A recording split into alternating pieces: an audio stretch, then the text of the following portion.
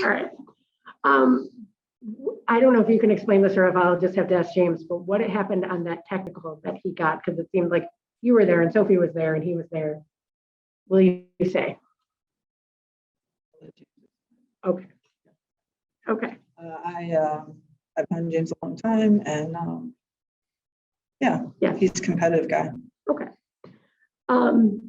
So seeing Diamond and seeing her play so well today, obviously she knows this court quite well. Right. How has her growth contributed to where you are as a team? Yeah, I mean, we are undermanned in many ways.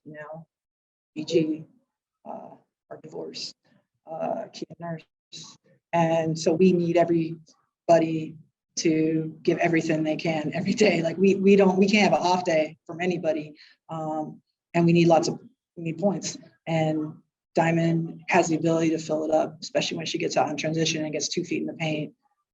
Her speed and explosiveness is unmatched in the league. So we got to see a little bit of that tonight. And, we need that. And it's great to have for us. She is like a 6 starter. It's just the way our rotation works. It's great to get some points actually coming into the game. So hopefully she continues to develop in that role and get stronger and better. She almost had another double tonight.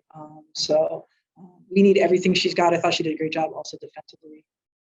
She went on to Parker. She did a great job. So we're glad that she's a member of the Phoenix Mercury, and just want to see her continue to grow. Yeah. What do you learn from a game like this? I mean, there's always things to learn, right? We have to have a good start. They were extreme. Last time we played them, they missed a bunch of shots at the beginning, and today they were hot.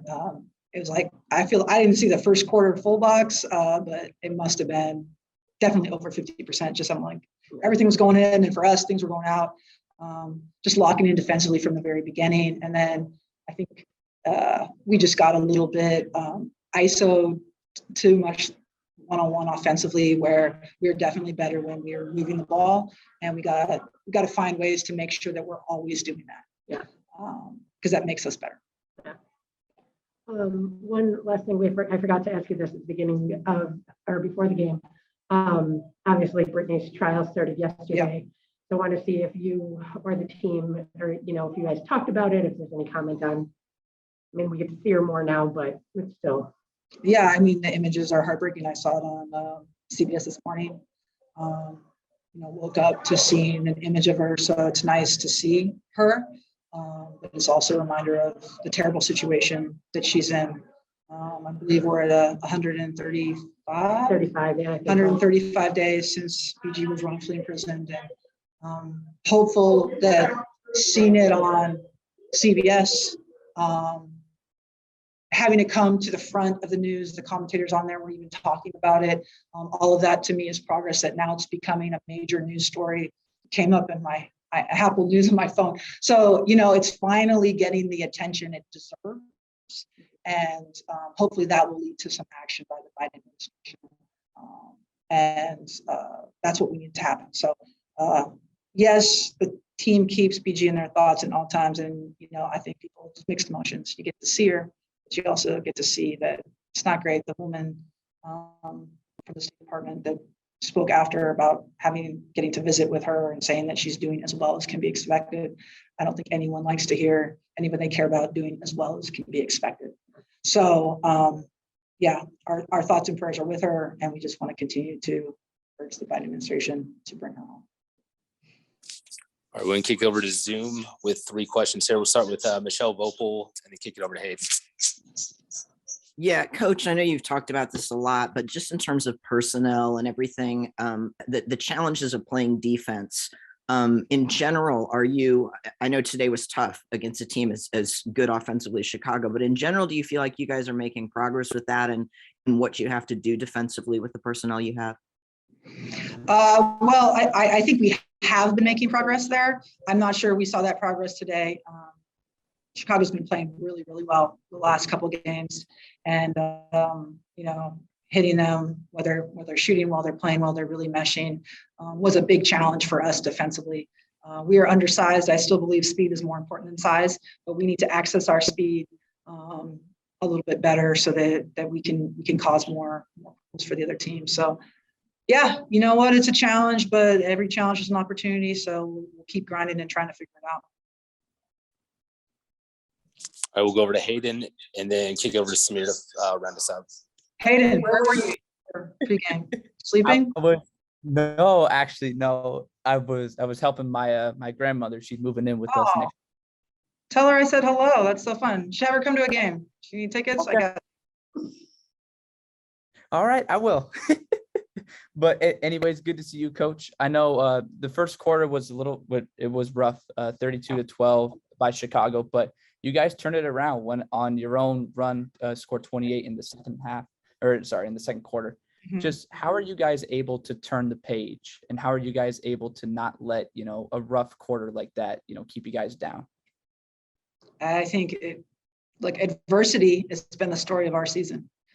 Constant challenges. And so this team, a challenge like a team scoring 30 on us in a quarter, which is definitely something we never want to happen. But a challenge like that is small compared to the many challenges that we've faced as a group this year.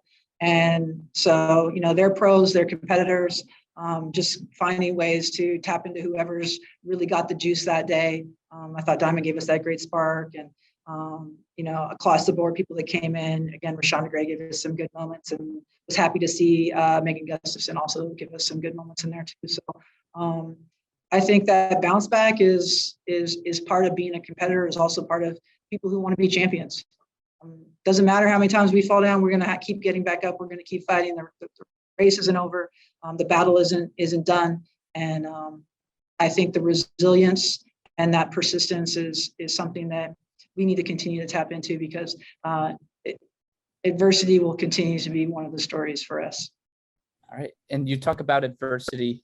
You guys went on a 3-game winning streak, and it seemed, or what you described in that last Saturday shoot around, as the most focused that you have seen the team. How, as a coach, whether if it's yourself or the players, just how has everyone been able to sort of mute the noise that has been happening, not only with the team, but throughout the whole just throughout the season, and specifically these last 3 or 4 games? Yeah, I mean, I think in the world we live in, muting the noise is almost impossible. I don't have social media, so that helps me mute the noise, especially over the last couple of days. But I think it's a reality of life, and I think you have to choose what things you listen to and what you believe. The person that you hear the most from is yourself.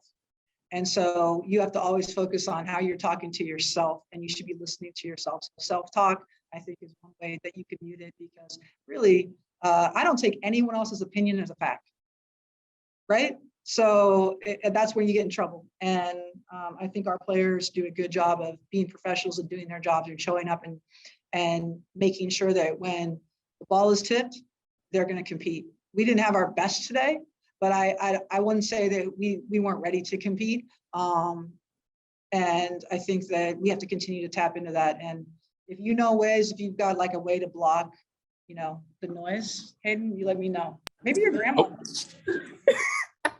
I bet she doesn't even have Facebook. Maybe she had MySpace. Maybe. Is that still? All right, guys, that's actually all the time that we have. We're gonna have Sophie pop in and get going, and then Diamond join us there shortly. Thanks. Thank you. Thanks so much, Coach.